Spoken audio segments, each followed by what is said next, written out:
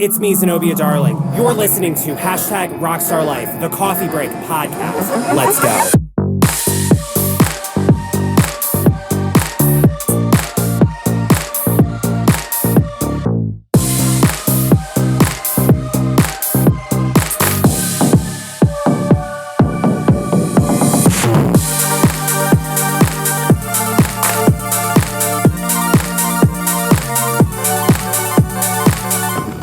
Where the hell's my cold brew at?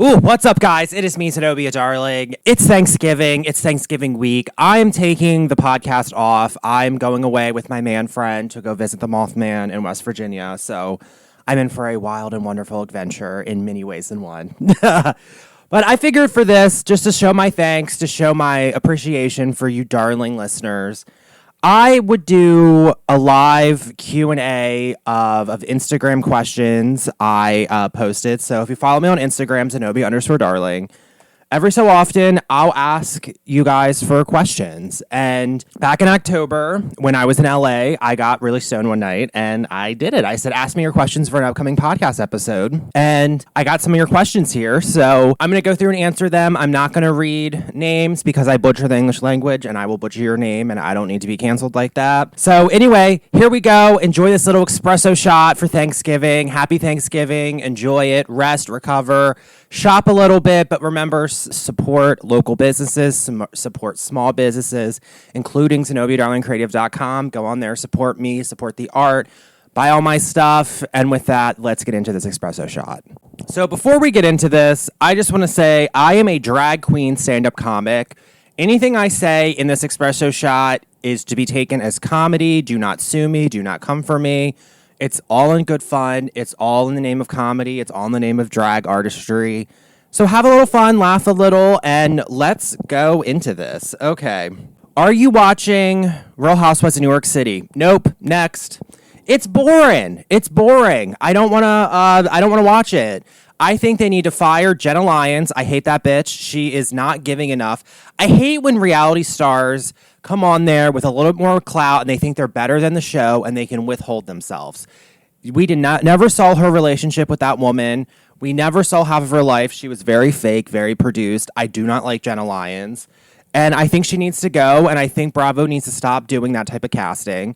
I think that Ethiopian girl that's cousins with the girl in Dubai, I think she needs to go or at least be a friend of.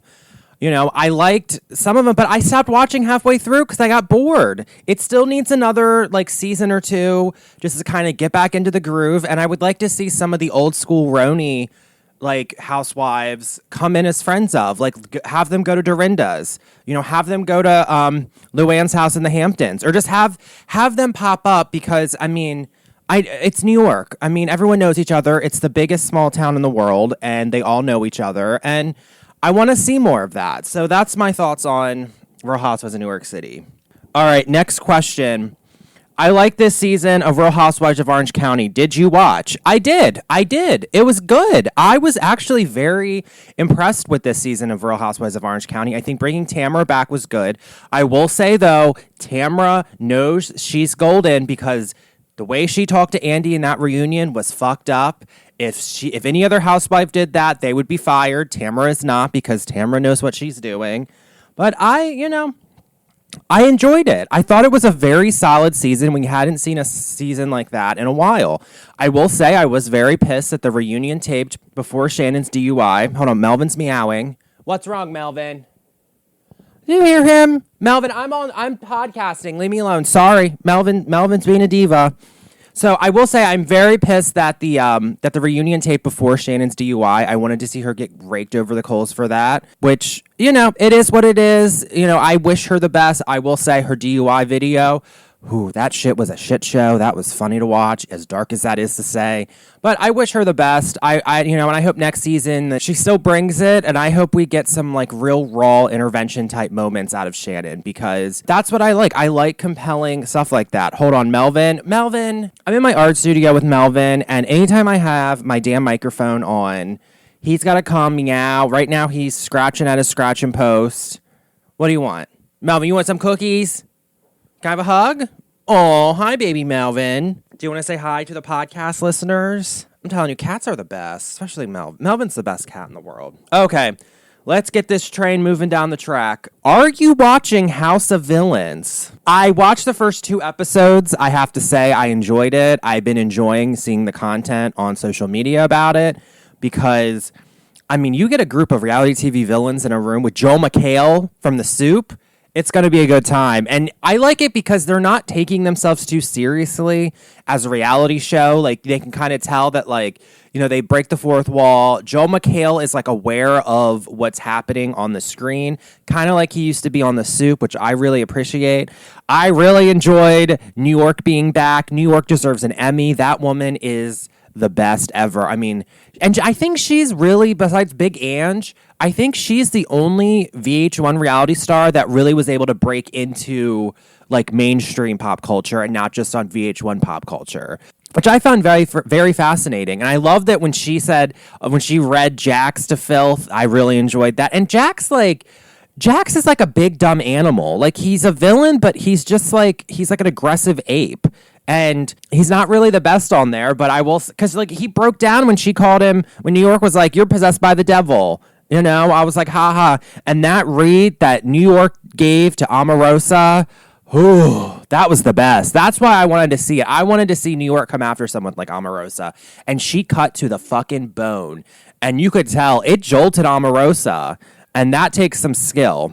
So, okay, let's get back to it. Sorry, I had to run to Rofo. I had to get a damn iced coffee. I'm like, it's a little after 1:45, and I've been dragging. So, I'll finish this. I got a pumpkin spice iced coffee from Rofo. It's delicious. Going back to the House of Villains, I also wish they would cast more Bravo villains. Like, can we bring Brandy Glanville back? Can we have Kristen Doty on there?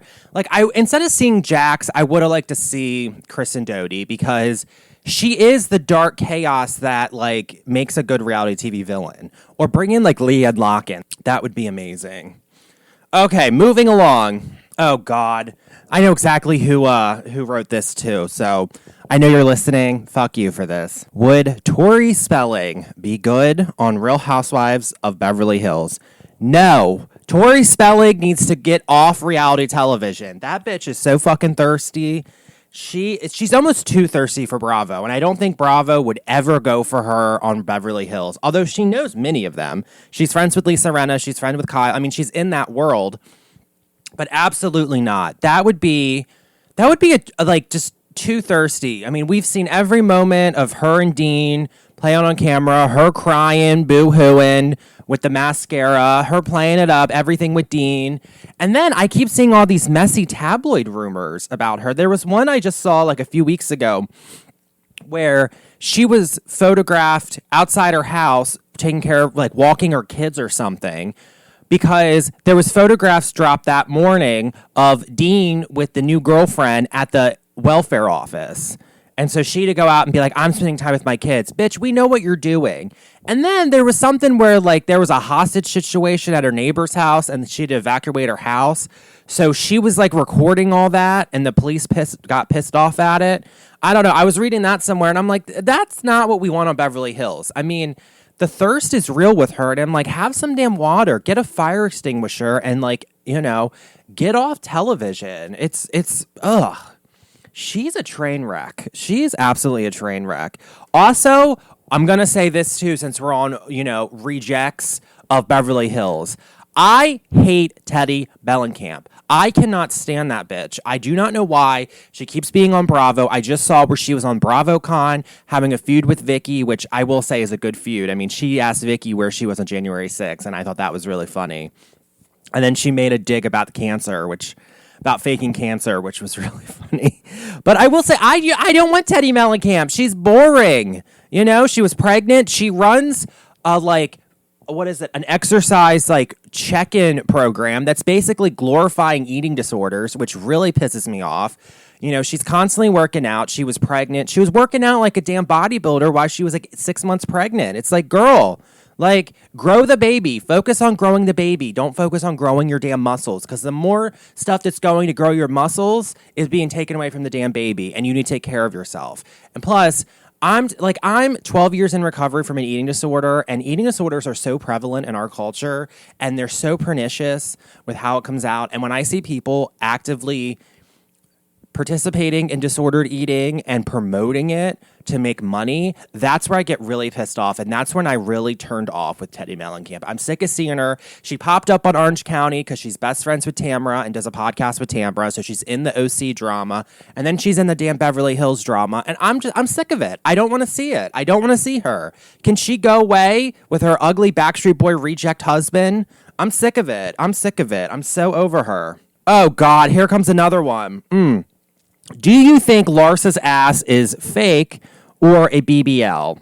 I mean, are we really going to go there? The thing with Larsa that I think is so funny is she will not admit she has any plastic surgery. And I'm like, girl, you have a different body. And I love it when Bravo would do flashbacks from 10 years ago of the first season of Miami that she was on. And like, it's an entirely different person. Different face, different body, and then she's like, I'm athletic and I work out. I'm athletic and I work out, and yes, I got a big butt, but I mean, you can tell the difference between a workout, untouched butt, and a butt with a BBL and a butt with some plastic surgery. Plus, it's like you're friends with the Kardashians, and you have that Kardashian mold body. So you went to the same plastic surgeons as all them, and you have that body shape, and it's like, yeah, you're gorgeous, Larsa. You're beyond pretty. Like, I love it. I love that she's not afraid to show her body off. But at the same time, it's like, just own it. Just say, yeah, I've had my butt done. You know, yeah, she had her boobs done. I think she admitted that. But it's like, you know, yeah, just admit it. Just admit it. That's the thing that drives me nuts. But at the same time, it's like, don't admit it because Bravo's just going to troll you. Like, the producers of that show are constantly going to flash back because they got archival footage. You know, and you have a different face, you have a different body, everything's different. Larsa she's like one of my favorite housewives that I fucking hate. Like there's a fine line between a housewife I hate and a housewife I love to hate. Like, I love to hate Larsa. Like, if she went away, I would miss her because she brings out this like pissy rage in me. Tamra's the same way. I hate Tamra, but I love to hate Tamra. When a housewife goes from you just hate them, like Jennifer Aiden from New Jersey, she really rides the line because I love to hate her, and then there's other times where I just hate her and I don't want to see her. And Larsa Pippen is one of the housewives where I'm consistently like saying, I hate you. I love to hate you though, because I need her on my screen. I love it when Bravo trolls her. Plus, she's a good shit stirrer, which I appreciate. She's not afraid to fight with people. So, okay, what's next? What are you looking the most forward to on this new season of Miami? Oh, Miami is the best. Miami delivers, and they still have that like old school Real Housewives quality and feel to them. It's like they've kind of evolved with the times, but it's still got that like core quality from 10 years ago. That is what I prefer in my Housewives. I feel like Housewives now, they've been studying the show. Like, Leanne Locken was the first one to really say, hey, I study Bethany Frankel. I study Lisa Vanderpump. I study other housewives to be a good housewife. And so you're seeing a lot more people who have watched the Housewives and are going on there to deliver. And you're also seeing a lot of influencers who are going on the Real Housewives to promote their brand, which pisses me off. Like, I want to see, like, some rich, crazy 40, 50-year-old nut job women who just have fuck you money.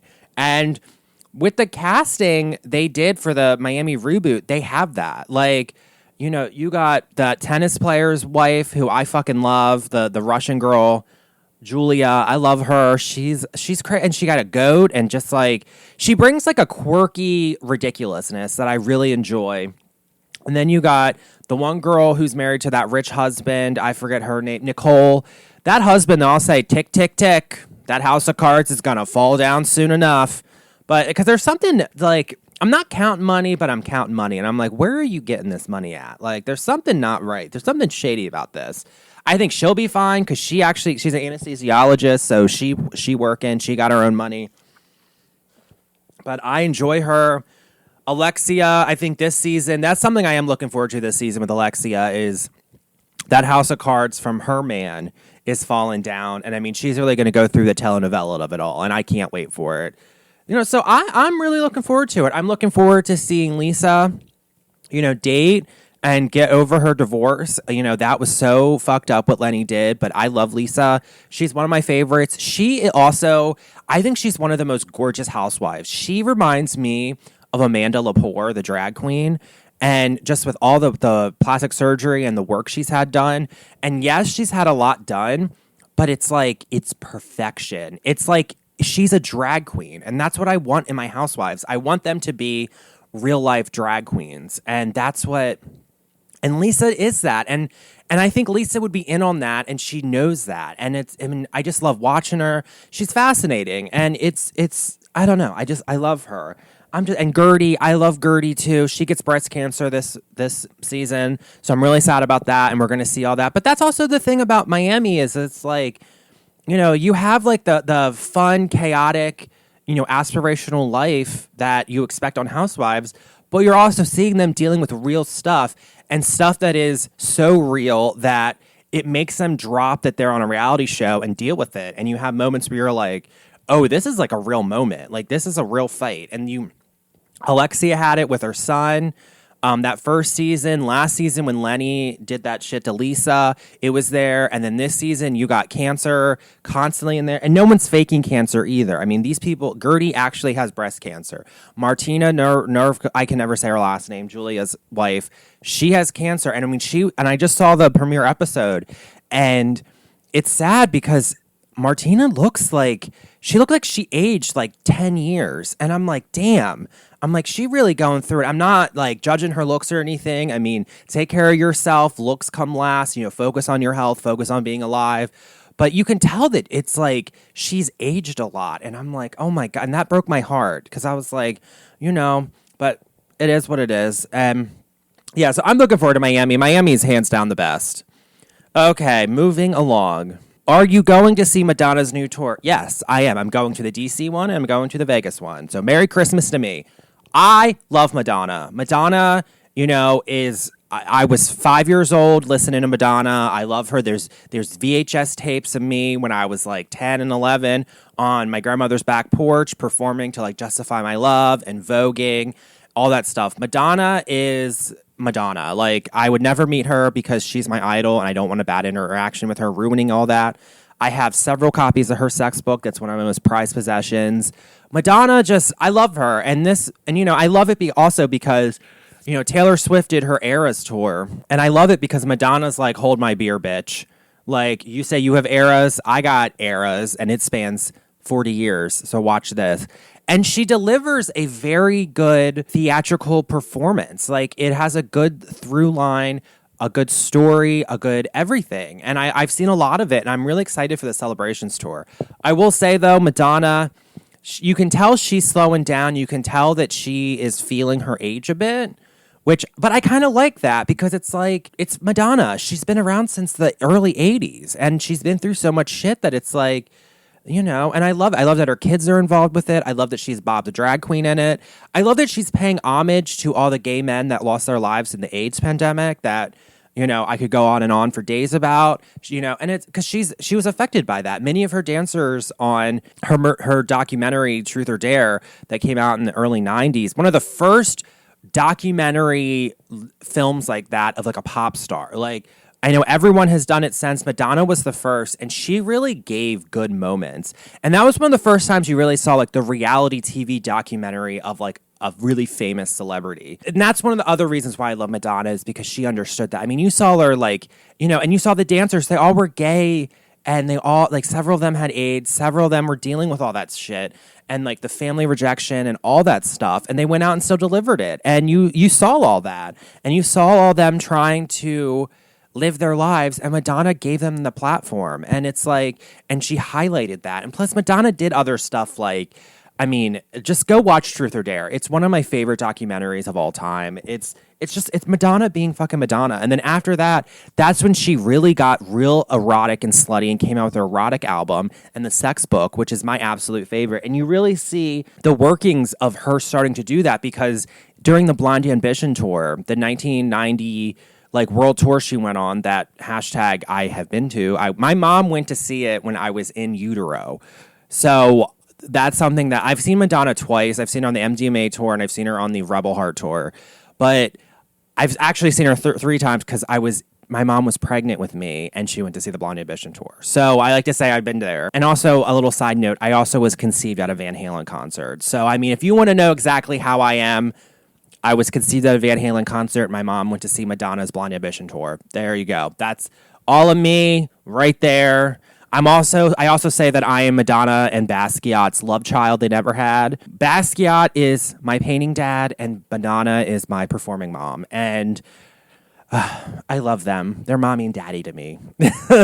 But so when she was doing the Blind Ambition tour, and you see this in Truth or Dare, she did Like a Virgin, and she was in this like pink silk like bed that was kind of raised, and she was in a negligee, and she basically was masturbating like to like this like kind of like Middle Eastern like remixed version of like a Virgin.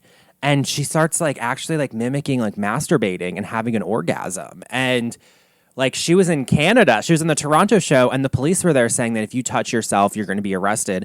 And she flat out was like, then I'm canceling the show then because you're not censoring my artwork. And then you see how she's dealing with that. And then a year later, she came out with a sex book, which was really risque at the time. And then her whole erotic album, which is one of my favorites. That whole album is amazing. I mean, erotica, Deeper and Deeper, Bedtime Stories, all of them. I could talk about, there I go talking about Madonna for 20 minutes. Like, I fucking love Madonna. But yeah, I will be at the DC show, and I will be in the Las Vegas show. And also, I will be going to see Kylie Minogue in Las Vegas during her residency. Can we talk about Kylie Minogue for a minute? Her new album, Tension, it's amazing. I think there's like 3 skips during the whole album. It's just dreamy. It's euphoric. It's good pop music that makes you want to just fall in love and have sex with your lover. I love it. Okay, on and on. Let's get going. What's next? Did you hear Dodie said Pandora fakes her British accent? Oh my God. Yeah, I did hear that. That's the thing about Dodie that I just cracks me up. Yeah, she's always that dark chaos coming in somewhere, and she always delivers. It's like no matter how much therapy she goes in, how much medication she's on, allegedly, she still delivers her dark chaos, and that cracks me up. And it was some interview I saw. It was on because I follow a lot of Bravo accounts on my Instagram, and one of them was posting that she was saying how Pandora fakes her British accent. Pandora, what is Lisa Vanderpump's daughter, and she's actually friends with Sheena. And I remember in the early seasons, Pandora ran a fashion lifestyle blog called The Divine Addiction.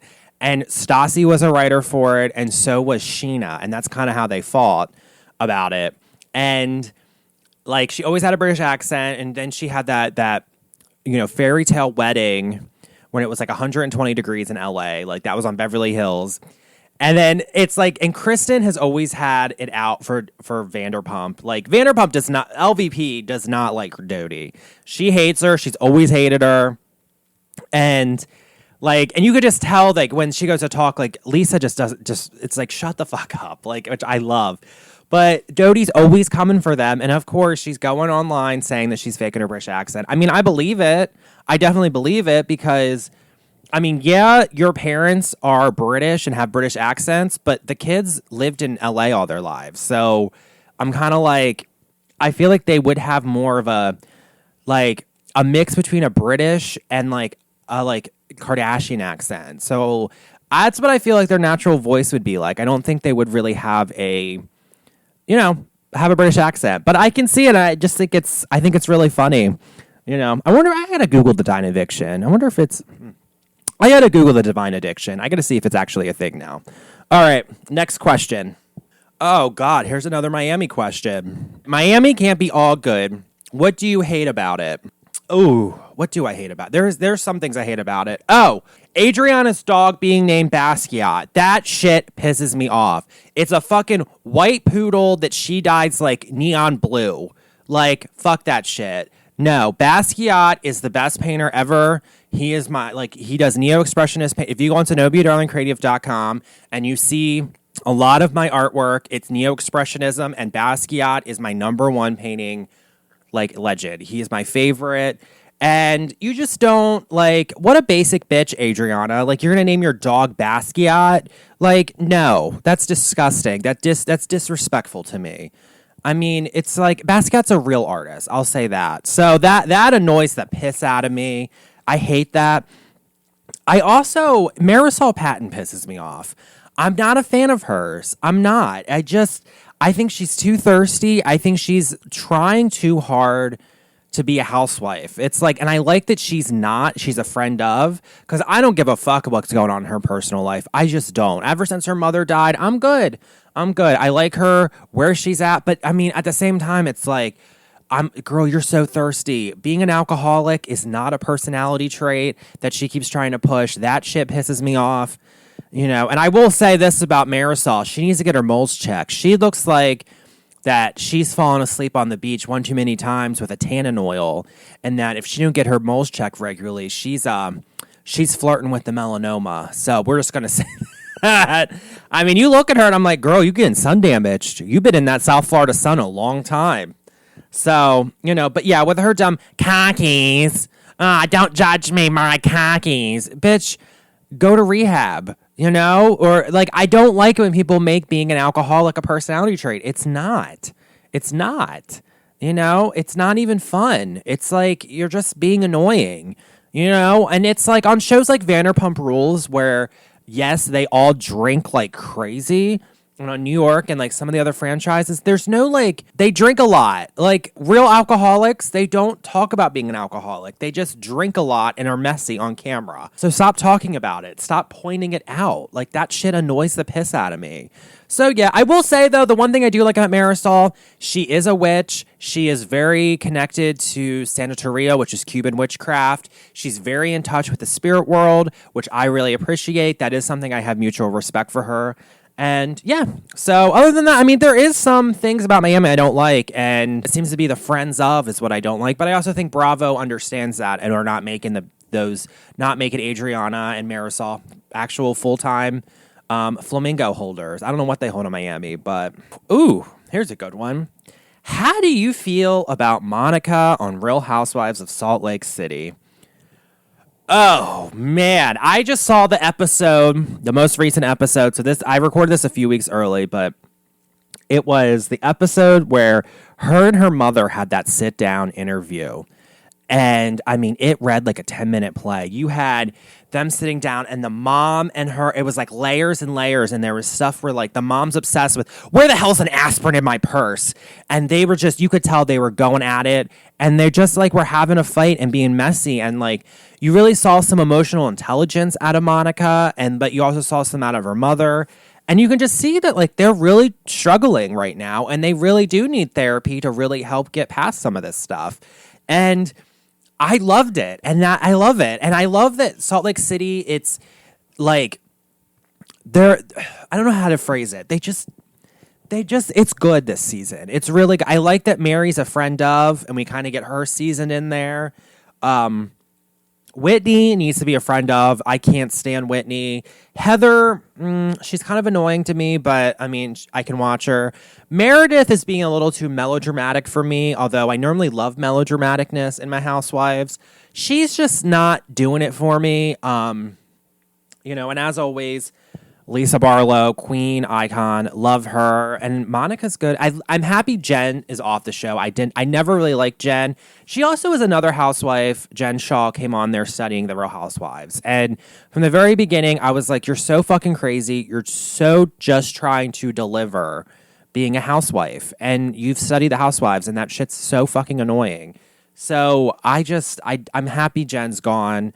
But I am happy Mary is back. So, I mean, it's good. And Monica is a very good casting addition. I mean, you have that backstory with Jen. She's freaking messy. She deserves to be on television, and she's delivering.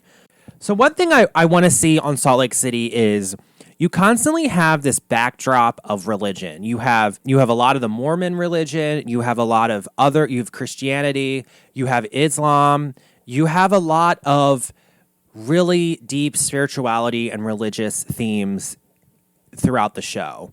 So I want to play on that. I wish they would cast a witch. I wish they would cast like someone who practices Wicca or Santeria or Brujeria, someone who is a Native American shaman. I want to see some type of other spirituality other than like Christianity or Mormonism. You know, I want to see some other type because that might get them stirring good. Like, I wish they would who was that Beverly Hills housewife that was a witch? Was it Carlton Geba from that one season wonder from season 4 Beverly Hills? She was a witch. She was kind of trashy. She had money. I loved her. I loved her house. I loved it. And I want someone like that on Salt Lake City. I think with the casting of that, you'll get some good tension and you really get to see where these people actually stand in their religion, especially when you're dealing with someone who's like a trashy witch. And it's like, plus that will be good TV. Like, I would really enjoy seeing that because you're bringing in those really spiritual themes that are very compelling to watch. And I think that's what's driving a lot of Salt Lake City is you do have like a deep spirituality within the show and you have a soul because of that. And I think they need to play on it. So can you imagine Lisa Barlow with Carlton? Oh, that would be good. Okay, next question. What is the last TV show you fell asleep to? Oh, so I was in I had to go to LA in October. I was there for a few days, and one of the nights I took an edible and was laying in bed, falling asleep. Because a lot of times, like with weed, it keeps me up. So like sometimes when I like take an edible or I smoke, I have a hard time falling asleep. So I like to lay in bed and I just turn on TV, and I was in a Hilton hotel room, a real nice one. In where was I at? I think I was in West Hollywood, and no, I was not at the Beverly Hilton, but I think it was at like a Hampton Inn or something. Like, as long as it's a Hilton brand, I'm good to stay there. And so I was in the hotel room by myself. I had a face mask on, laying in bed, and I turned on the TV, and they had Bravo, and it was old school Beverly Hills. It was the season where Denise Richards and Brandi Glanville like messed around, and it came out on camera, and like Brandi Glanville sitting there on the camera, and it was the episode where they went to Dorit's Buca de Beppo room for Teddy Mellencamp's baby shower, and frickin' Brandi came on and was like, "I sucked her fucking cunt." And like they bleeped it, but you know, Brandy's just being trashy, and it was that episode because I remember laughing at that, and that was the last episode. And I will say, just reflecting on this new season of Beverly Hills, which we'll see if it delivers. I'm excited for the upcoming episode where they go to Vegas because I've heard that Sutton really becomes a nightmare human. But I miss Lisa Rinna. Lisa Rinna's my favorite. I love her. Lisa Rinna's my favorite housewife of all time, and I'm sad that she's gone. But, you know, I enjoyed seeing her on those old school shows. I wish Erica Jane would go. I hate Erica Jane. I've just heard bad things about her. I've heard she's a horrible person. I've heard that she yells at makeup people and hair people, and she's just an awful person. And I mean, can we talk about the most recent episode where the therapist had to explain basic human empathy to her? Like, girl, get the fuck out of here. Like, I don't want to see that. You're a fucking sociopath if you lack, you know, basic human empathy. Like, that's crazy to me. You know, that's not compelling to me. But yeah, so that was the last episode I fell asleep on. So, okay, moving along. What did you think of the Real Housewives Reckoning article that was published in Vanity Fair? I mean, I read it. It gave me a good laugh. I mean, but it's one of those things where it's like, you know, I'm not watching reality television and Real Housewives to be my fucking moral compass. I'm watching it to see awful people with money doing awful things to each other and behaving badly, you know? And I understand that producers are there fucking with you and all that stuff. I want to see the bad behavior, and I thought that it was kind of shameful to that, and that's what pissed me off about it. You know, I did enjoy the fact that Ebony said, "Fuck Bethany Frankel. Do you think I'm going to let some white girl handle my business with a multi-million-dollar corporation?" I thought that was a great line. But, you know, it's like, I'm over Bethany Frankel because she needs to go to therapy and really work on her fucking self. And then the other thing that pissed me off about Bethany Frankel, I'm sitting here reading Paris Hilton's memoir, and Bethany Frankel comes in there because she was Paris and Nikki's nanny when she was 19 in LA. And because she was best friends with Kyle Richards. Like, Really, like, that's why I'm like, Bethany, you are such a housewife, and it's like, you're just not a nice person. You're a bitter Betty, and it's like, go fuck yourself, Bethany. And I felt like they had the article written about, or they were researching it with Ebony and with Leah McSweeney. Side note on Leah McSweeney, I like Leah McSweeney. I thought she was a good housewife, but I do agree that it's like, if you go on the show, especially on New York, they're drinkers. They drink. They serve alcohol. That's how you get good television, And if you have substance abuse, you really shouldn't go on it. And yes, I'm like, they would be pissed that you didn't relapse on camera, because actually seeing someone relapse, that's actually very compelling to watch. And that's something that would be good in the Bravo canon, because, like intervention, you see people that have already relapsed. But when you see someone actively relapse, that's actually really compelling, and I want to watch that. So that's why Andy was pissed not pissed. That's why he had some feelings about, you not relapsing on camera. Like, and it's like, you sign your life away when you sign on to these reality shows. And it's like, if you can't handle it, don't do it. And that's what I feel like that was. But I like Leah McSweeney, and I do think there is some ethical issues going on with it. But at the same time, it's like, don't fucking like shame me for liking the Real Housewives. Like, I want my housewives drinking, boozing. I want a unspoken subtext of drug abuse and Adderall abuse on with my housewives. I want messy, people doing messy things to each other. And that's what makes Real Housewives so good. And, it goes back to like my thesis that you can read on my art blog. Like, you're seeing the farce of aspirational living in our society on Real Housewives. You have that Oscar Wilde theatric going on to it. Lady Bracknell, the Real Housewives of Victoria London in The Importance of Being Earnest, she's an awful person, and she has issues. And it's like that. That's what makes that play so compelling. We want to see that, and it's like, it felt like they were just shaming it, and it was like, I don't know. I really did not like the article at all. I do agree Ramona Singer is racist, but at the same time, we've all have known that. It's Ramona. Like, she's the most Trumpian out of all the Real Housewives. And I mean, everything in that article, there was no new information on there. It sucks and it's stupid that Ramona's still racist, but at the same time, it's Ramona Singer. I mean, we've had her on film for the last 15 years being awful and saying really fucked up shit. And I do agree that she shouldn't be on BravoCon. I do agree that she should be fired because she did say the N-word. I think that's fucked up. But at the same time, I'm like, it's Ramona. We all knew that. We all knew it. That last season when she said something about the Black Shabbat dinner, like, but at the same time, like, there's a lot of learning to be had by the audience through the theatrical catharsis you have watching it. It's use Ramona as a learning tool at how not be racist. Use Ramona's mistakes as learning tools for you. So, boom. There we go. And with that, I think I'm going to end this. I hope you enjoyed this little espresso shot. Happy Thanksgiving. Make sure you are spending time with your loved ones and chosen family. I hope that if you have to go to your family and there's some drama, I hope that you have good cocktails, and I hope that you are doing what you need to protect yourself. And with that, I'll be back next week with an amazing few coffee breaks with some of my friends. I'm going to have some returning guests, which should be fun, and some new guests. And yeah, and let's march on to the holiday season. So with that, I'm going to end it. Bye, guys.